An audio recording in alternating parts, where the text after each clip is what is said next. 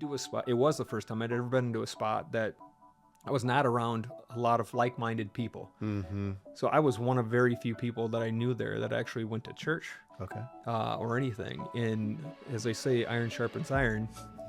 It also, if you're not around it enough, you can also be dulled and numbed to some of the things and the pressures and temptations of others. At least I was.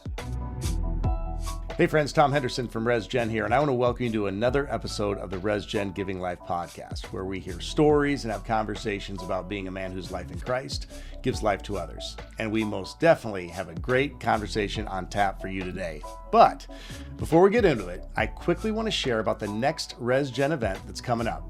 What is it? It's a free men's lunch on Wednesday, May 13th, right here in Sioux Falls. This lunch is going to take place at The Social, which is an event space just east of downtown, and I'm going to be joined by Josh Dotzler, a friend of mine from Omaha, Nebraska, who's a former Creighton basketball player and current pastor, nonprofit CEO, and entrepreneur. During this lunch, Josh will share about being a man who lives a life on purpose and for a purpose, and then he and I will talk about what that looks like to live out in our normal daily life. You can reserve your spot to join us at resgen.org, and with only 200 spots available, you definitely do not want to wait too long to register. All right, enough talk about what's happening in the future.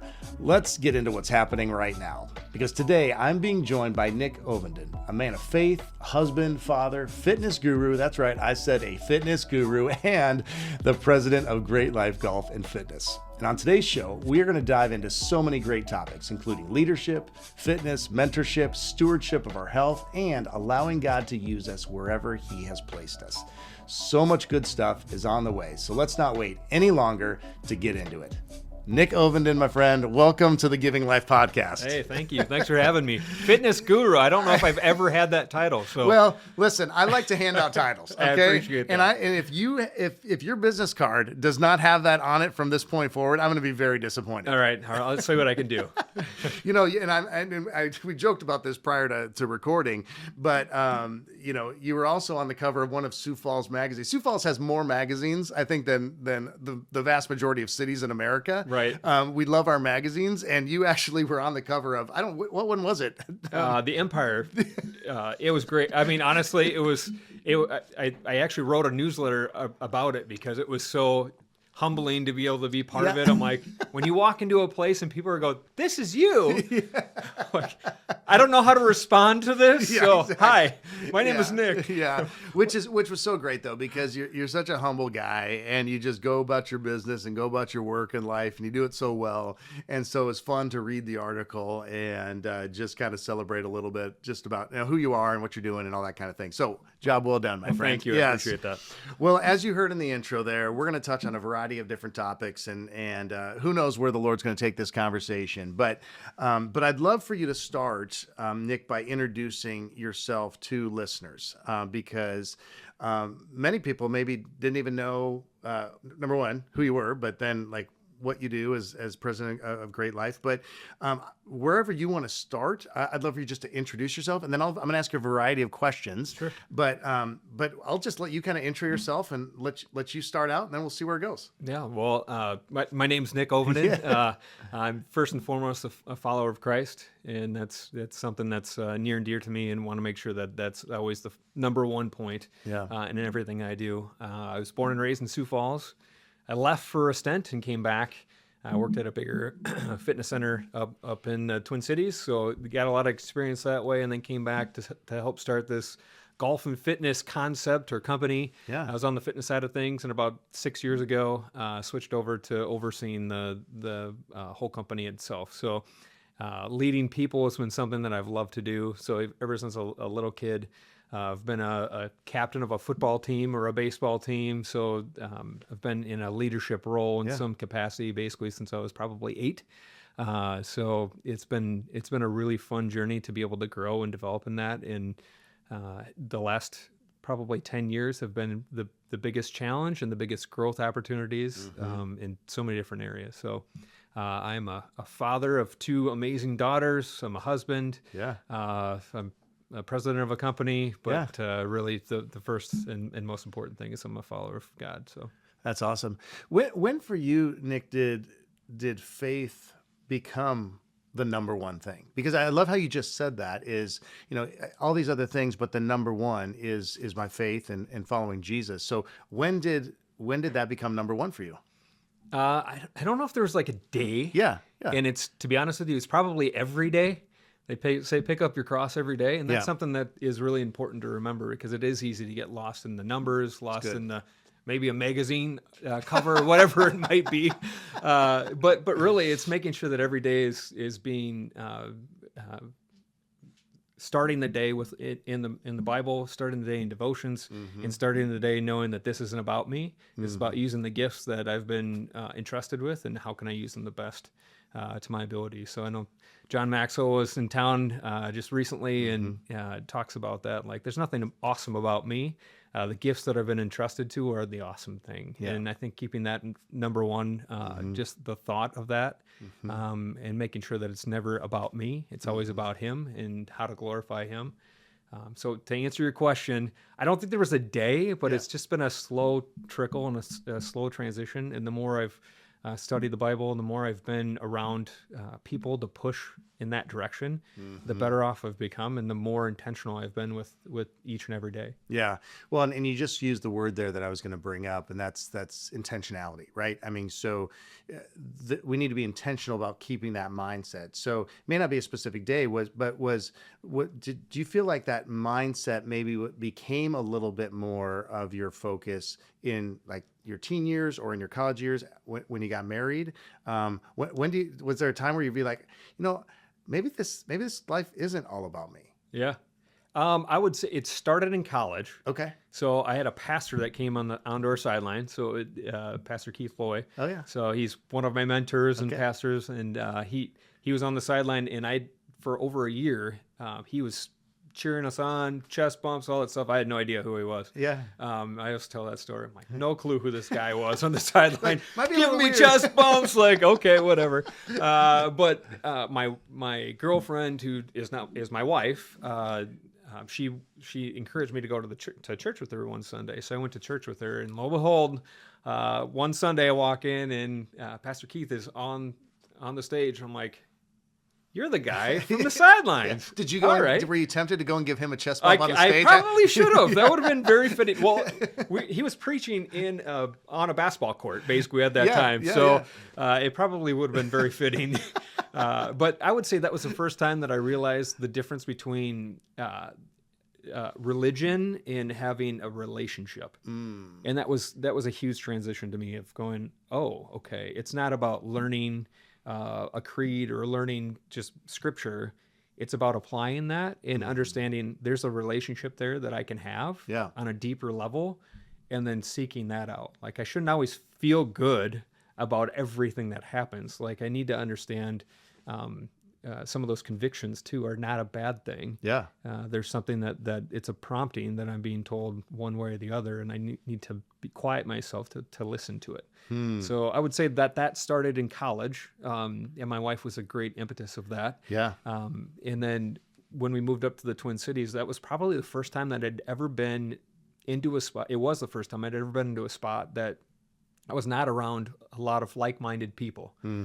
So I was one of very few people that I knew there that actually went to church or anything. And as they say, iron sharpens iron. It also, if you're not around it enough, you can also be dulled and numbed to some of the things and the pressures and temptations of others. At least I was. Yeah. Fortunately enough, I didn't go down that path for too long, and we were up there for 5 years for law school for my wife, and then GreatLIFE came along, and I don't believe anything's a coincidence. We call it a godcidence. Tom Senior talks about godcidences all the time, and that's, to me, is what it was. It was a godcidence of an intervention of him going, look, it's time for you to come home. It's time for you to get plugged back into a church and really dive deep in faith. And as soon as that happened, I think it was the biggest coming back to my roots moment, and going, man, you're right. I was probably at that impetus of like, I could go one way or the other. But he was so good, and closed doors that needed to be closed, and opened some others that needed me to be pushed through, and he pushed me right through them, and brought my wife and I back here about 12 years ago, and it's been great. So was there certain things that you knew, okay, God is bringing us back to Sioux Falls? I remember, so when I graduated from USF and worked a year as an admissions counselor, and then God opened some doors, made it very clear we needed to move to Portland, Oregon. I was a youth pastor there for almost 6 years. And then God said, okay, now I'm going to take you back to Sioux Falls, a place where Laura and I said we would never move back to. Yeah.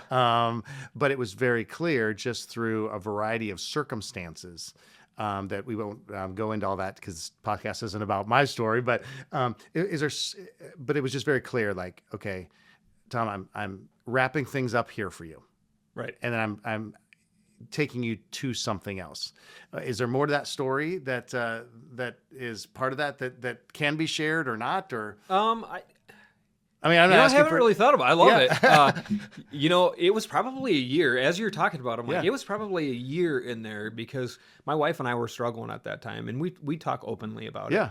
And it wasn't we had just grown apart. She was in law school. I was working 100% commission job, and then worked into leadership. So was working tons of hours. We're around people that aren't like, it doesn't really matter if you're married, whatever. And it was kind of like, you don't have kids, no harm, no foul type thing. And we looked at each other and we're like, well, you could do that. We could do this, or we need to pour into this. So we actually went to a counselor, and her advice to us was, my job's not to keep you married. My job is to help you make the best decision that you can. And it was just an interesting thought. I'm like, no, your job is to keep us married. What are you talking about? Why else would I hire you right now? So anyway, it's that was about a year process that we went to her, and then I was in the middle of, I had investors that wanted to help open up a different company for myself to lead that. And I'm like, all into this thing, and one door after another, these leases were not going to work out. So we had LOIs at several different places, and they just didn't work out. And it was I don't know if it was a Friday or whatnot. Our one that we thought for sure was going to go through, that one fell through. And I'm like, what is happening? Yeah. And then the next week, Tom Walsh and Don Hill drove up to the Twin Cities. I showed him around some of the places. And later on that week, I get a phone call that said, hey, would you be interested in moving back? I'm like, not a chance. Same thing. Yeah. Like, not going to go back. Yeah. That's hometown, but love to go back to visit, but not to live. And that was, I brought it up to my wife kind of casually, and she's like, actually, it's really funny because the law firm that she was at downtown Minneapolis had a firm in downtown Minneapolis, downtown Denver, and they just opened up a satellite site in Sioux Falls, and were hiring her position that week. What? And I'm like, okay, something's happening here. So we talked about it, and it was like, you know what? I think other than physically being pulled out of where we were and put into the situation, that's what's happening. So I'd like to say we were obedient with the first call. Yeah. But it took a while. Yeah. It took a year, and it was pretty apparent, and it's been the right move ever since. Wow, bro, that's so amazing. I did not know any of that story, and so thanks for being able to share that. First of all, good job, and kudos to you to say, hey, recognize we're growing apart, and let's do the work necessary in order to see how we can stay together. It's funny that she said, she's like, it's not my job to stay together. No, it really is. You're supposed to wait a minute. You're supposed to tell us what to do here. But that was part of the process of bringing you back together in that way, having those conversations, and then God moving you back to a place. That's funny, to a place that He said, no, we like to visit, but not necessarily live there. And how His timing brought all that together. That's a great story. And so going into the line of, just as far as just your line of work, your passion for fitness and working out and nutrition, I know you said that leadership started for you at 8 years old. Did that all start at 8 years old for you as well? Or I would say, so my mom, funny story, my mom used to work at Woodlake back in the 1980s. Oh, man. And we would go there as little kids and play in all the equipment, play in the basketball courts, do all the things that were like you shouldn't be doing. That was my brothers and I. I apologize to anybody who knew us when we were younger if we were running around, but I kind of grew up in the gym setting because of that and around athletics because of what my dad does. So my dream job, my dream goal is to be in athletics forever. So NFL football player, clearly I'm built to be a middle linebacker in the NFL. Yeah. Why'd you laugh so quickly with that? So clearly that didn't work out. Because that means I am too. Right, You know, absolutely. And to be clear, I'm much smaller than you for those that aren't watching this. But as soon as I realized that wasn't going to be a thing, I wanted to get into strength training. So I was a strength coach for a while. Even up in the Twin Cities, I was a strength coach and helping out with some different things and didn't want the general population. Was like, yeah, general wellness, that's cool, but not my thing. Yeah. When I moved back, it turned into my thing because it changed my mindset of looking at people and like, I was 30 years old. Like, okay, I'm finally not going to play in the NFL. Go figure. But I also need to look at my life and say, I'm an athlete. It's just not, life is my sport. And how do I make other people understand that life can be a sport? It can be fun. It can be challenging. And how do we equip each other to be the best athlete that we can be, even though your sport is life? So everybody's journey looks a little bit different. And if we can get them understanding that at an early age, that you don't have to lift the same way as you did when you were 16, as you did when you're 24, as you did when you're 30 or 40 or 60. But that's a journey, and we want to make sure that you can live your journey and you're be an athlete as long as you possibly can. Because as soon as we had kids, everyone goes, "Why are you training the way that you do?" So I put on rucksacks. I've been doing that for a while, like backpacks and do hills. Yeah. And one of my friends took a picture, and I had one daughter on my back, and I had a daughter in one arm, and I had a friend of the daughter in the other arm, and we were walking up a hill. And I just look back and I go, this is literally why I work out. Yeah. So I can do life, Yeah. and I can be an athlete in whatever area that they want. I never want to hold anybody back. And that's in fitness. So if my daughters want to go and do something fun adventure race, I want to be the dad that goes, yep, let's do it. I don't need to train for it. I don't need to go, yeah, I'm too old for that. I want to go, let's do it. Let's help encourage the kids to be able to go out there and do fun things.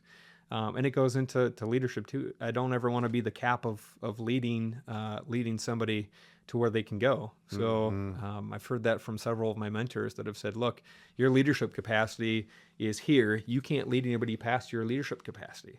So if you're willing to be okay with this, you're never leading anybody past that. Right.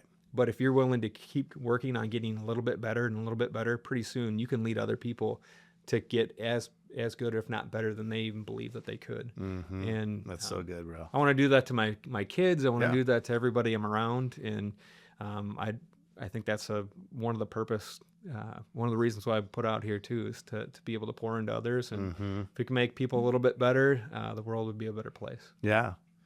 So, I mean, as you think about that, just even that mindset and mentality of, continuing to obviously grow yourself, because if we're not continuing to grow ourselves, how can we help others grow? And I mean, you mentioned John Maxwell, who was obviously, in town for this year's Men's Summit, and then our special dinner with partners in ministry the night before, of which GreatLIFE was a part of, which we're so grateful for.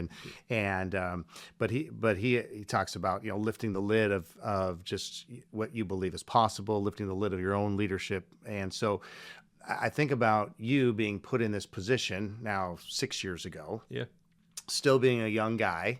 I mean, I appreciate that. Yeah, you are. And even younger 6 years ago. So as you were handed this position, and we can say all you want, like, hey, yep, I've got the title of leader, but it's how we actually lead that it really, it comes down to. What were some of the things going on and rolling around in your brain when you went home that first night and said, oh, snap, like I've now got this title of, really one of the region's largest fitness and golf organizations. Like, what were those thoughts in your head? I'm probably good that I didn't think through it too much. I would, to be honest with you, that's probably Yeah. a good thing because I like to break it down and keep things as simple as possible. Yeah. So my first thought was, okay, how do I make this even? How do I break this down even more and just keep it as simple as possible? And I'm like, it's all about connecting with people. To me, the best leaders aren't the ones that are out there in front doing everything. You need to be able to do to help, but you can't do everything and know everything. The best leaders are the ones that find the best people around them. And fortunately, we already had that structure set up to where great people are around that I'm like, I just need to make sure I don't mess this thing up, to be honest with you. So it's what Tom and Don had built in the leadership team that we have like 90% of them are still on our leadership team right now, which is an incredible thing. But really, it's allowing them the capacity to be able to do their job and do it well, and then help ask the questions. So it was really learning how to ask the right questions out of curiosity. So it's staying curious in making sure that they understand every one of my leads. Whether it's in fitness beforehand, I had the opportunity to be able to grow with them for 5 years and develop this a trust. So they knew when I was asking questions, it wasn't and I gotcha. It was like I just genuinely want to know. Where if I didn't have that relationship built up in some of the other areas, that it makes it more tough to ask the question. Because I haven't earned that. Yeah. And actually, Maxwell talks about that with the levels of leadership. I'm like, we want to be level 5, especially if we've been doing it for 30 or 40 years. You're like, I'm a level 5 leader. Like, maybe with that person, but not with this person that doesn't know you. We haven't earned that right yet. Yeah. And I think keeping that attitude of like, I haven't earned that right to be able to be a level 5 leader to you. I have to work on that. I have got to be okay with starting from scratch and serving you the best I can. And I'm going to continue to serve you. But then as we grow, we're going to push a little bit harder as we build this rapport and this trust. I think that's especially important. That's such a good word, Nick. I think that's especially important when you're trying to lead people that are older than you and that have been there longer than you, right? I mean, I remember when I was a youth pastor in Oregon, and my pastor, so I was 24 years old, I think, at the time when I had this conversation with him. I was hired at 23, and there was a very minimal bit of separation between me and the seniors in high school, right? Yeah. And then I'm asking these parents of these teenagers to trust me in leading their students and leading parents meetings and leading whatever. And I found myself getting frustrated because it just seemed like I wasn't, old enough to earn, to have the respect. Right. And so I went to my pastor. I'm like, what do I do here? And he said, well, Tom, here's the deal. Like, you can't help when you were born. Like, you can't, you were born in 1975. You can't help when you were born, but you can help how you lead and how you serve people. Yeah. And let that earn the respect and earn the opportunity to lead them and earn that trust. And so I think that that's such an important principle. Though Clay Scroggins has his book kind of like Leading from the Second Chair, and he came and spoke at the summit, but he didn't, when he was here, he didn't speak on that, but it's just that everything it rises and falls on relationship. That's it. And leadership, as you know, is, influence, nothing more, nothing less. And so how are we earning that relationship? Yeah, it's 100% true. I love that because it's, there's a lot of times that I would say, don't let the message get lost with the messenger. And for me, I'm not great with words, getting in front of people. I will stumble upon my words, but I'm like, if you know my heart, if you know somebody's heart and really where they're coming from, you gain an understanding and appreciation, and you can go, okay, I understand where you're coming from. I understand what your goal is here. Because the reality is, most of us are not real well step in front of a mic and do an awesome job. We stumble upon things. We can't speak necessarily with grace and all that stuff that we need to speak with, but we can speak with honesty and truth. And if the longer that we get to speak, the more you get to understand the heart of the person. You're like, I understand the intention behind that. And this is how we can come to either a resolution, or this is how I can be led, whatever that might look like. Well, and you even mentioned the word, curious.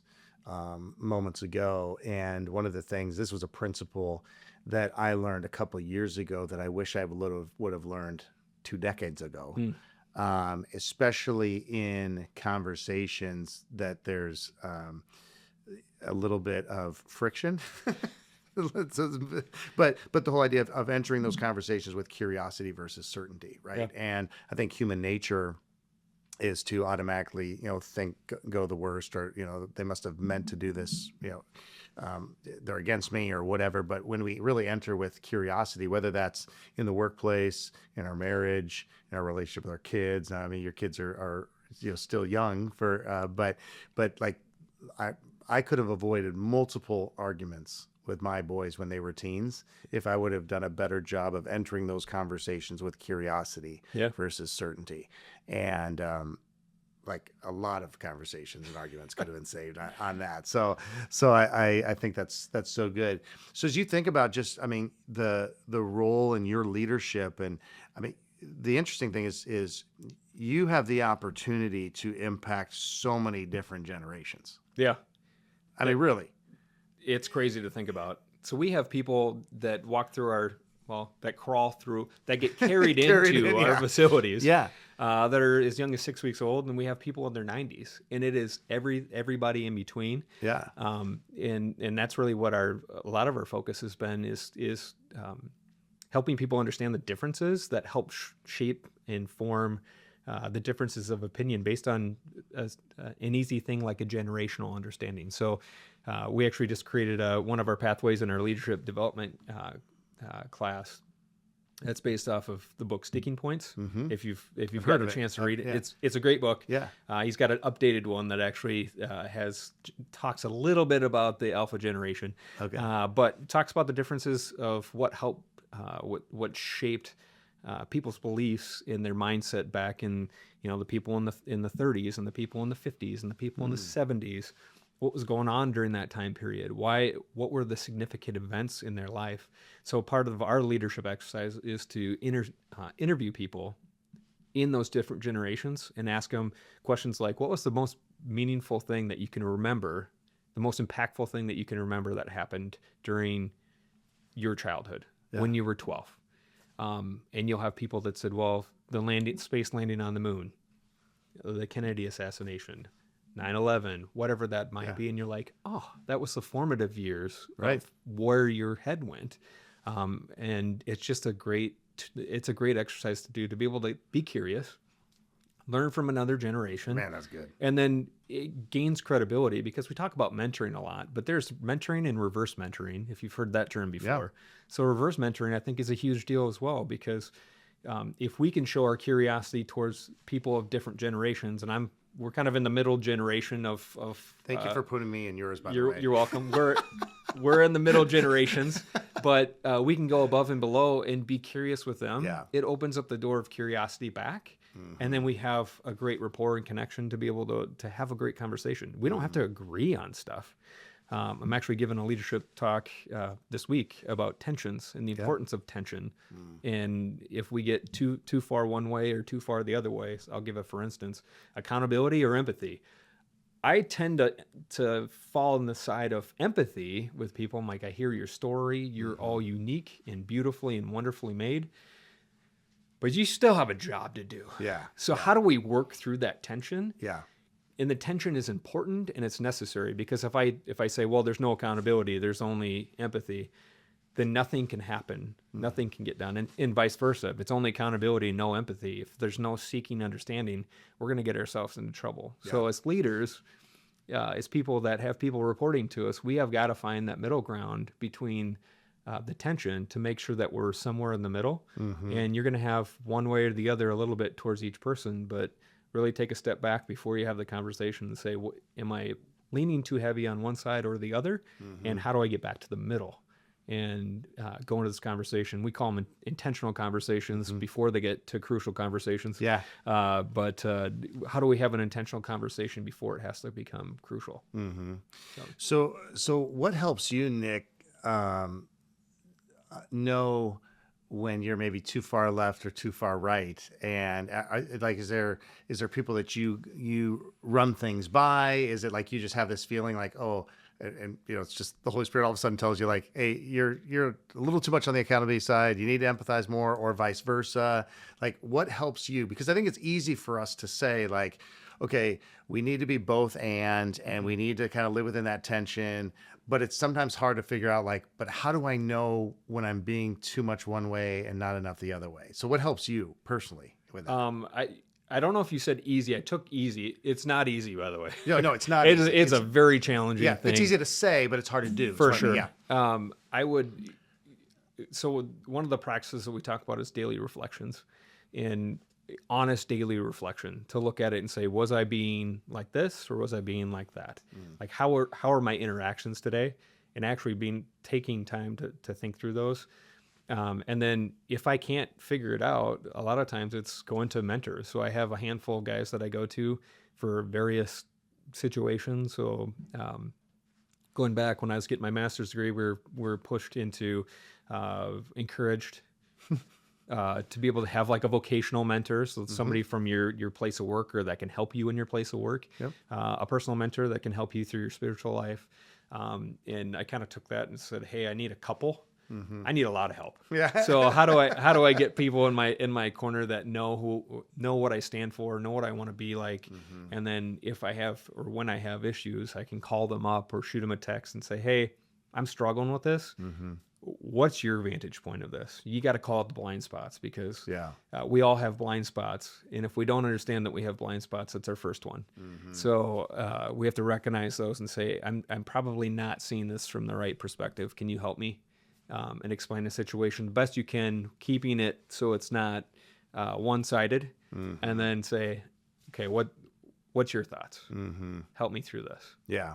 So, and I think that's just so important. We talk a lot of, obviously, in the RESGEN world about bands of brothers and that kind of thing. You've been a part of multiple of those conversations and come to all of our things, but one of the things that I'm always in the guys that I'm mentoring and spending time with, and this is exactly what you're speaking about. It's surrounding yourself with people that are not impressed by you, that are willing to tell you those things, right? That are willing to tell you like be honest with their feedback. Cause, not everybody's, especially if you're in a position like you're in, not a lot of people are going to want to tell you the truth, for fear of like what could potentially happen to them if they're in a lower position, or I don't know. I mean, Nick's kind of the head guy, so I probably just got to make sure everything's, he feels good about himself all the time or whatever. But so I think that's so important and so good for you to just have those mentors in your life. And I know that mentorship on the whole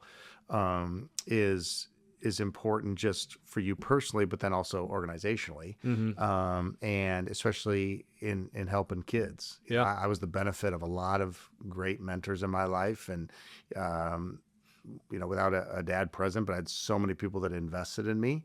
So I'd love for you just to even speak to the value of you mentoring younger people. Yeah. And like the mentorship component of GreatLIFE Cares and teammates and all that kind of thing, because that's one thing that I think this younger generation needs desperately. Yeah. I think we all need those mentors desperately. Yeah. And as we talked about, so we got involved in the teammates organization, teammates mentoring organization back in 2019. And then we had that whole thing in 2020 happened, so we kind of did a reset later in 2020. But we recognized the need to be able to have an impact in a city, in all the cities that we're in. In one of the big ways that we can have an impact, a generational impact, is getting within the school districts. So we looked at it and said, how do we do that the best? And mentoring is one of them. Our Play Everything program is another thing that we introduced. But really, from a mentoring standpoint, we said everybody needs caring, committed adults in their life that are there just for them. The thing that I loved about it is I'd done mentoring in the past, but I wasn't understanding what it meant to show up. So showing up and being consistent with it and communicating like, hey, I'm going to be gone this week. Sometimes it felt like I didn't it's not that big of a deal. It's a big deal. And the fact showing up every week during lunchtime, and whether you feel like you're doing anything or not, it's making a huge impact. So we talked about it as a company and said that this is one of the big things from a community leadership standpoint that we want to get involved in and bring to Sioux Falls. And we've had a great, we've probably had 20, 25 leaders of our team that, or team members that are mentors at least right now within the school district. And we open our doors and say, hey, you can go out there, just figure it out with your scheduling to be able to go out and mentor for that hour a week. Not only will that help you pour into another young adult, but it will also make you come back and you feel it puts things into perspective. Like there's been numerous times where I'll walk out of a budget meeting or whatever. Those things are draining to me. Like, they really are. I'm like, can you just tell me where we got to go and let's go do the fun things. But I'll leave, go have lunch with my kid who is, I got paired with him when he was a fourth grader. He is now a freshman in high school. So going through the transitions has been incredible. I have two daughters, so I feel like I have a son, but it's not a son. It's a cool, different relationship. But anyway, coming back, he doesn't care a lick of what I do for a living. Not that he doesn't care about me, but he just cares that I show up. That you show up. And spend time with him. So powerful. And there's really not a pressure other than just showing up and having lunch with them and having casual conversation and let the conversation go wherever it needs to go. There's probably been in the last 5 or 6 years that we've been together a handful of times that we've had those conversations, or I could tell something was off to where he was open to me going, hey, anything you want to talk about? And we'd have those conversations, but those never would have happened in the first year or two. And that's where I look at with mentoring in general for everybody. It's a lot of times when we need somebody the most is when we reach out to somebody, but we don't have any trust built up with them. So we haven't earned any right to be able to have a conversation or ask anybody to pour into our life when things are easy and things are good, to where we know when things go bad, we have somebody to speak truth into us. And that to us is like, how do we make sure that we have intentional relationships connected within the school district? So this next generation of kids have caring, committed adults in their life that want to walk with them and do life with them. And, if or when things show up, we can speak truth into them if need be. But if nothing else, we're just there showing up every week and losing a lot of Uno games. We don't do that anymore, luckily. I think he's like, you're the worst card player ever. Like, yeah, you're probably right. But anyway, it's a lot of fun. So we encourage people to do that from a standpoint of in school. So for a young kid, and then we always encourage our team to find a personal mentor of their own, one with work and one with outside of work. Because we never want people's identity to be stuck 100% in their work. And that's so easy to happen. And I'm like, if that's the case, if you decide you need to leave a job or if you get fired and your mentors, your whole support system is all in the same place, you can get yourself in a lot of trouble. So if you have mentors and people that are support systems outside of that, it allows for you to get away from the stuff.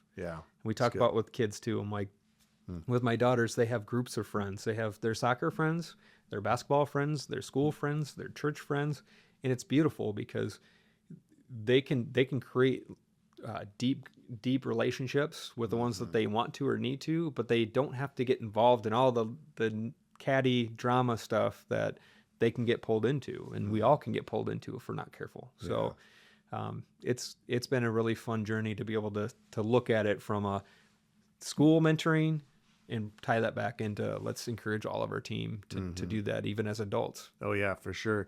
So let me ask you, Nick, being that someone that every time you and I get together, we're talking leadership principles. We're talking about things we're learning. You are a lifelong learner. You're like, hey, I want to continue growing my leadership so I can continue, number one, just growing personally, but then you can be investing in other people. So I'm interested in I'd love to know, as you think about the mentors that you've had in your life, knowing that not everything's taught, some of it's caught, right? But what are some of the more important pieces of advice or things that you've learned from mentors in the last couple of years for you personally? That you would say, wow, you know what? that was good for me. Yeah. God, it's good stuff. I would say the biggest one that I've had recently was you can get caught up in titles pretty easy and starting going down the path of, well, do I deserve this? Do I deserve this? And like, oh, it's kind of an odd. I'm trying to figure out how to explain this in a short way, but I can get myself caught up in the worldly views of things like, oh, I could be earning more, I could be doing whatever it is. And if I'm around the wrong people, they will start talking like that and put bugs in your ear. One of my mentors happens to be my dad.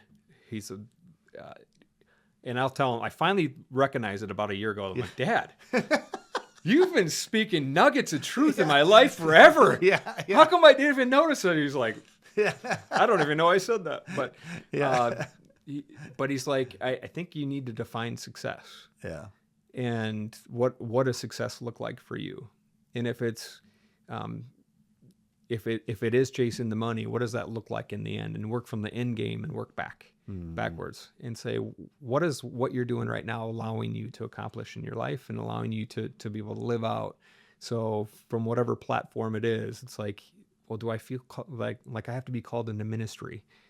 And I had a couple mentors that I sat down with. I'm like, I don't know if that's a calling. I don't know why I'm doing this whole doctorate of ministry degree. What does that mean? I'm like, I have no idea. And one of them goes, I think you're right where you're called to be because of your impact that you're able to have in a different situation than what he was. And he's a pastor, and he's like, I don't have the ability to reach people like you, right? And I never will because of where I stand and who I am. So I think in those pivotal moments where you're wrestling, where I'm wrestling with myself, having those people to turn to and just say, look, this is where my head's at. Yeah. I'm kind of all over the place. I was talking with somebody right as I was walking in. I'm like, man, when you're older, you feel like you should have everything figured out. And it is just not always that way. Yeah. But I think it's okay to be able to do that. And the more I learn and the more I dig into the word, the more I'm like, I think it's important to know that we're not always in control. And we have to be okay with that. As somebody who likes to be like, okay, this is my goal. Yeah. These are the steps, and this is how I'm going to get there. I want to be able to do that, but that's not what God always wants. God wants us to rely upon him and say, look, I'm here. Seek me, and you'll be fine. Yeah. So I've had those talks with a lot of my mentors. Like, are you seeking the right thing? They're not saying you're stupid. They're saying, are you seeking the right thing?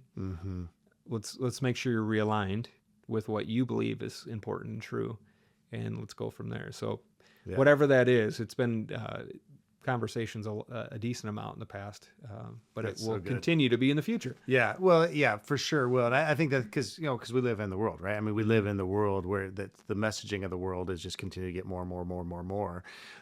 And in my corporate talks, that's one of my big talks is on defining success and specifically finding life-giving success. Like success that actually gives us life, and it really has nothing to do with us. Yeah, it has everything to do with the life that we give others, and it's just those kinds of conversations that we all need reminders of time and time and time again, because the world will tell us that it's all about you, right? But there's nowhere in Scripture that I read, hey, Tom, it's about you.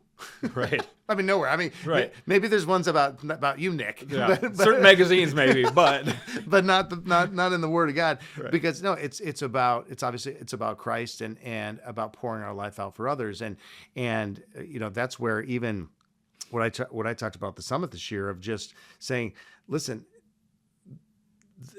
doing ministry is not about being called to full-time ministry.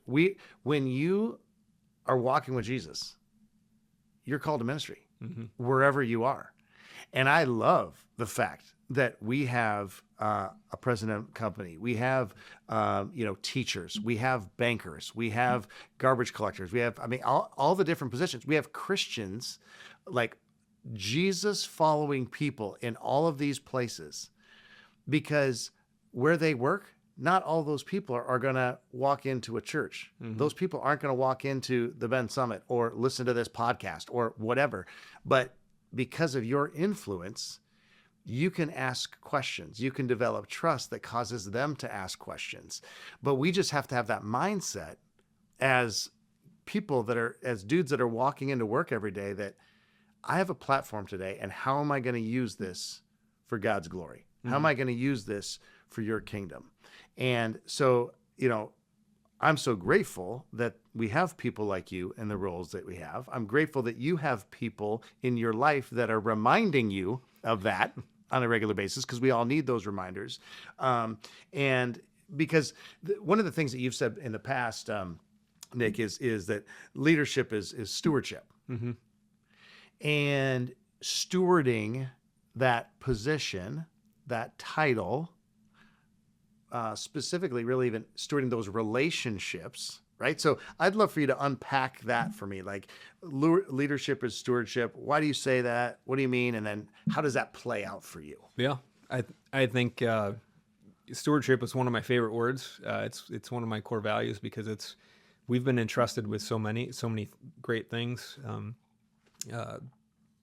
Like for me with GreatLIFE, I've been entrusted with, I look at people's money and say, hey, you're paying membership dues. It's our duty to make sure that we spend your money the way that you trust us to do it, in the best ways that we possibly can. And same thing with what Jesus has given us and God has given us, is all the gifts that we've been given. How do we steward all of those gifts and make sure that we're utilizing those the best of our abilities, the way that you had called us to do so? So if we can go out there and be servant-minded to everybody around us every day, and find ways to serve them, and find ways to be to make sure that we come back and our master comes back at the end and says, well done, good and faithful servant, then great. So I don't know if I quite answered that question, but I think stewardship is a big deal, because it changes the mindset of this is mine to this isn't mine. It's my job to protect, grow, and return whenever that time is. So what does that look like for you in your position on the day to day, as you enter your day? Yeah. Knowing that stewardship is like an important word, it's one of your core values. Yeah. How do you steward? Because this is not just a question for someone in your role at GreatLIFE. This is a question for each one of us in the position that we've been given. Yeah. So what does that look like for you? How does that play out, you stewarding your role well? I'd like to say every day I'm perfect, but that's not true. But I do start my day with prayer and reading of the Bible every morning, to be able to get my mindset right, so I can go in with the right attitude of, like, how can I help out, and how can I serve, and how can I best utilize the talents that I've been entrusted today. Yeah. And I think part of that for me is making sure that I'm prepared for the meetings that I go into, so I'm not wasting people's time, which is another thing. Time is a huge asset for people. And if I can make sure that I'm valuing their time, valuing the dollars that are entrusted to us from corporate partners, from member benefits, from members, dues, all of those things, like every decision goes back to that. It's like, how can I prepare the best that I can so we can make the best choices that we possibly can? They're not always the right one. We have to be okay with that. And I can't waste a ton of time talking about the same thing over and over and over and over and over again, because that's not a very good use of our time. It's not being a very good steward of my time or others as well. So I think that going in the reflection every day to make sure that I was a good steward, and figuring out those relationships and how I maneuvered those throughout the day, and then properly preparing for the rest of the day or the rest of the week is an important thing, because things will come up, and I'm guilty of it too. It's like I show up and I'm like, I don't even know what I'm meeting about in this meeting. I should just say time out, give me 5 minutes to actually go through notes and make sure that I can give you all my time and attention. That has been a 2026 focus for me, is to make sure I actually have spaces so I can get my mind right, so I can pour into every relationship and every interaction that I have. But I would say that's coming in prepared and making sure that I'm using our time and our resources the best that I possibly can. Yeah. So one more question in the area of stewardship, and then we'll kind of get ready to wrap up here. But as followers of Christ and sons who've been adopted into God's family, you've already mentioned it, stewarding all that God's given us. Nothing is ours; it's all His, including our bodies. Yeah. And Scripture says that our bodies are the temple of the Holy Spirit. Yet sometimes taking care of our temple and our health doesn't seem to be very high on men's priority list. Yeah. You're obviously very passionate about fitness. We've already talked about that. Why do you feel that it's so important for us as Christians to maybe put a little bit more of our focus on fitness? And then I've got a follow-up question to that. But first, let's just get to the why. And then I want to go deeper into more of the how. So sure. I think as Christians, we're looked at it, and we, at least for me, as an early Christian, I was like, well, as long as I invite, if I walk with the Lord, life is going to be easy. Right? Yeah. If I say yes, I put my hand up, no one's looking. Yeah. I think. But I said yes. Yeah. And life is going to be easy. And that's not the case. So to me, I look at it and say it's a discipline. Like, I don't always want to get up and read. Like, there's a lot of me that wants to push snooze several times on the clock. I'm like, 1 day is not a big deal. You're right. 2 days is a big deal. 3 days is a bigger deal. And 4 days is a habit that's a wrong way. So it's the discipline of making sure that we're getting up and spending time in the Word, spending time on ourselves, so that we can be the best self that we can. And studies have shown if we are in better health, eat better, and read the Word, that we're in the best position to be able to serve others the best that we possibly can. If you're overweight and tired and hungry all the time, it's really hard to think about anything else. And that discipline of I'm a morning person. So that's probably whatever it is. My wife thinks it's crazy. Yeah. But I'm a morning person, but I love it because I think that's the way to start my way with discipline. And there's I love doing hard things first because everything else seems easy. So as workouts, I'm like, I got to do something that makes me uncomfortable so that when I have to get uncomfortable with conversations that might be a little uncomfortable or whatever interactions that might happen, I can be ready for those and I'm okay with it. And I think just from a health and wellness and a mental well-being standpoint, making sure that you can work through things. That's half of the time that I learn. I listen to audiobooks as I run and do my cardio.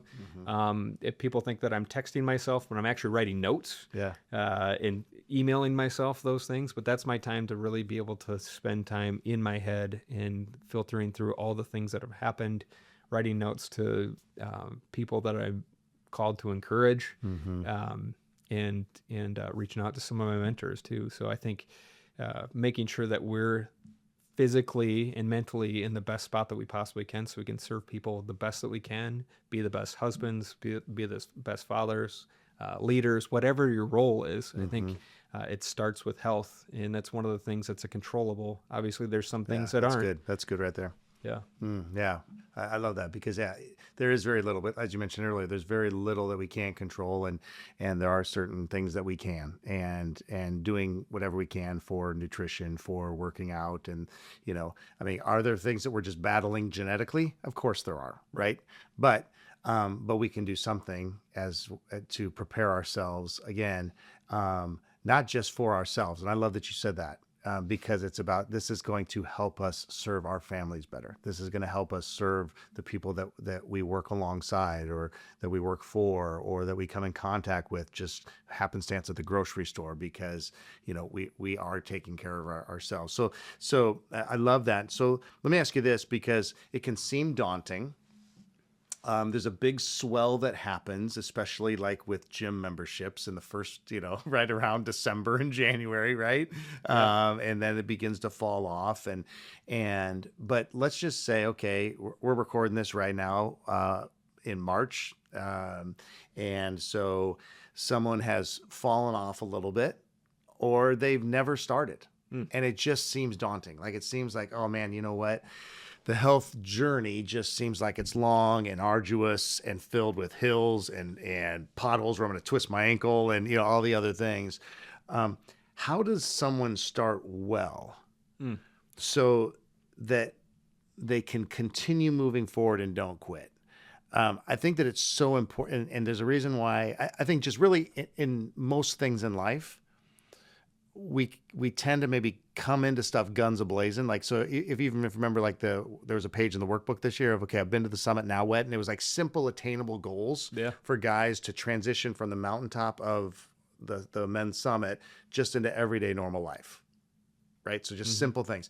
So I'd love for you to let's get down to brass tacks here for a second. And how does someone start well if they want to start working on their health, to be healthier, take care of their tempo a little bit more, so that it doesn't become overwhelming and then they just say it was too hard and they quit? Yeah.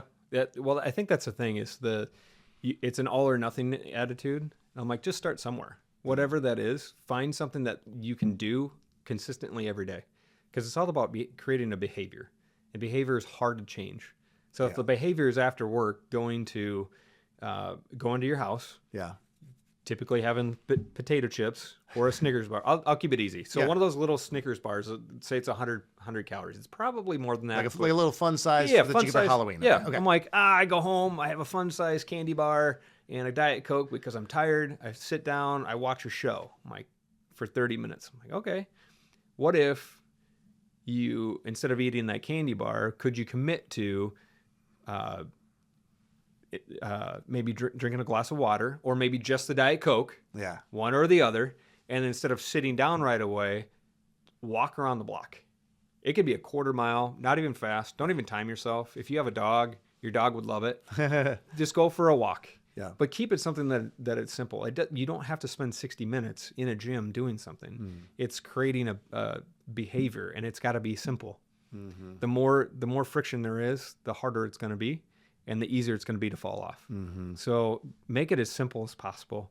We talk about habit stacking from James Clear. It's one of my favorites. I'm like, okay, how can we stack things in that you like to watch a movie or a show? Like, what if you went to the gym and turned your show on your phone and either walked on the treadmill, or if you can't do that, don't do it. But if you could sit on a bike and you could do a reclining bike and watch your show on a bike, so you could just at least have some movement, like, that's great. That's a great start. And if you can get in the habit of doing that, it's like, man, it's kind of my reward. It's like, it's my decompression time. Like, yeah, recumbent bike, I can do that. 30 minutes, my Netflix show is done, and then I can move on with the rest of my night. And that will make a huge difference. So I'm going to go back to the analogy of the Snickers bar. The Snickers bars, say it's 100 calories. If you go for a 1 mile walk, it doesn't even need to be brisk, but a 1 mile walk around your neighborhood, it's about 100 calories that you burn. So we're talking in terms of micro progressions, like really small progressions, making it easy. If you cut out, just by cutting out the Snickers bar, that's 100 calories a day that you've lost. We're just talking calories in, calories out. You've lost 100 calories a day times 7 days a week. That's 700 calories times however many is there? 52 weeks. Yeah. 7 times, that's like 35,000 calories. There's 3,500 calories in 1 pound. So that's 10 pounds that you've lost by not doing that over a year. And we're talking about small gains. Now, if you couple that with going for a 1 mile walk and subtracting another 100, you've gained another. You've lost another 10 pounds. That's 20 pounds in a year that you've lost just by one small activity. Day 1, you're not going to see anything. Day 10, you're not going to see anything. Yeah. Day 35, well, you'll start seeing, like, a pound or 2 off the scale. You're still not going to probably feel different, but I tell you what, after 20 pounds in a year, you'll see a huge difference. And then you can add from there if you want to, but if not, it's making small gains, making small changes that'll make a huge difference. And so much of it's mental too, right? I mean, it's just like, even though when you're not seeing something, you did it. Like, it's just like you said about, like, when you get up and you spend time in the Word and say, okay, God, help me focus more on other people, getting in the right mindset for that day, doing the quote unquote hard thing first. Now all of a sudden, mentally, you did that. Yeah. And so now it makes the other things just fall into place a little bit easier, because it's not like, oh man, I caved on that, or I didn't do that, or whatever. And so that doesn't mean that you can't have an occasional Snickers bar. Right. No, that's not what you're Absolutely. saying. Yeah. But it is just saying, okay, what is something simple that I can do today? And then you just begin to maybe add a little bit more here and there. And then I think what's been so crucial for a lot of people is when you have the accountability. We talked about it even just like with mentorship, right? Of just, building those relationships that I have a group of guys that I'm connected with around the country.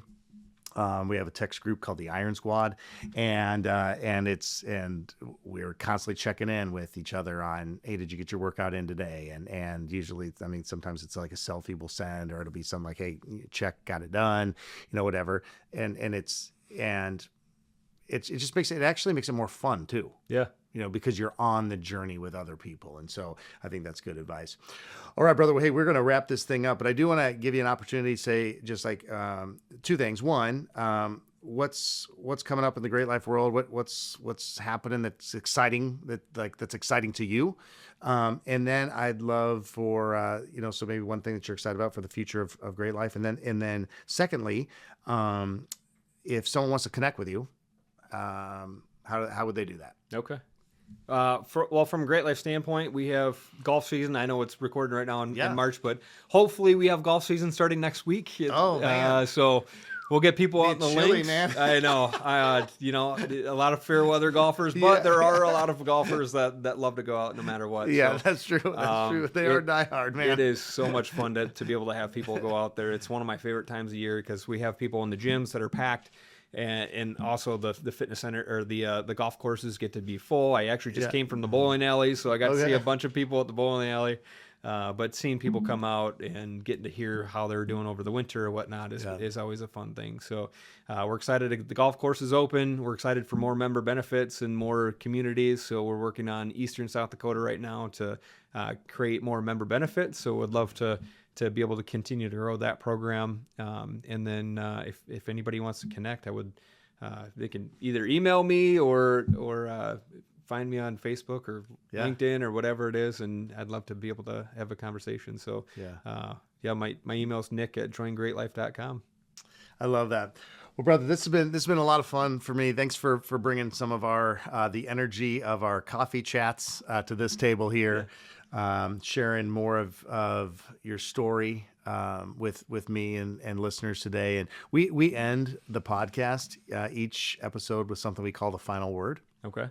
Just 30 to 90 seconds of whatever kind of the Lord lays on your heart as something, just a final word of encouragement, or maybe it's a scripture. Maybe you want to circle back on something we've already spoke about, but just something that you want to leave listeners with today as something that they could just be sent off with. Yeah. Well, I'd say change is hard.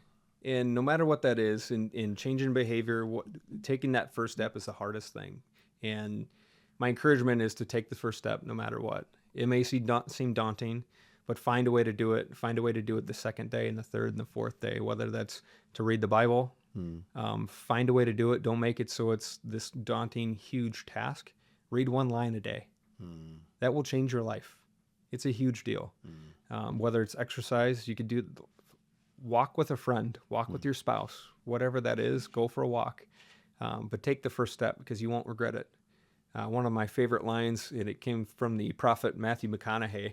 If you don't know about that. I love it. One of the things that he talked about is becoming his hero from 10 years ago. And I'm like, if you're always chasing yourself from 10 years ago, of being your hero in 10 years, like what can you do today to make sure that in 10 years you look back and you're like, man, I'm so proud that I took that step. So what can you do today to be proud of yourself and take that step? So good. Nick, thank you. Thanks for being here today. Yeah, thanks for having me. You bet.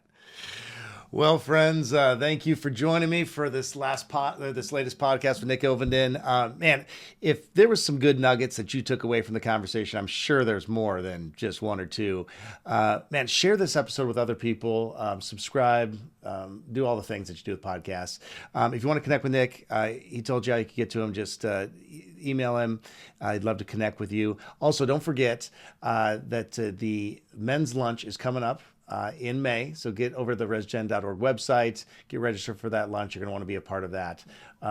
Thanks again for joining us today. We look forward to seeing you next time for another episode of the ResGen Giving Life podcast. Until then, continue being men whose life in Christ gives life to others. See you soon.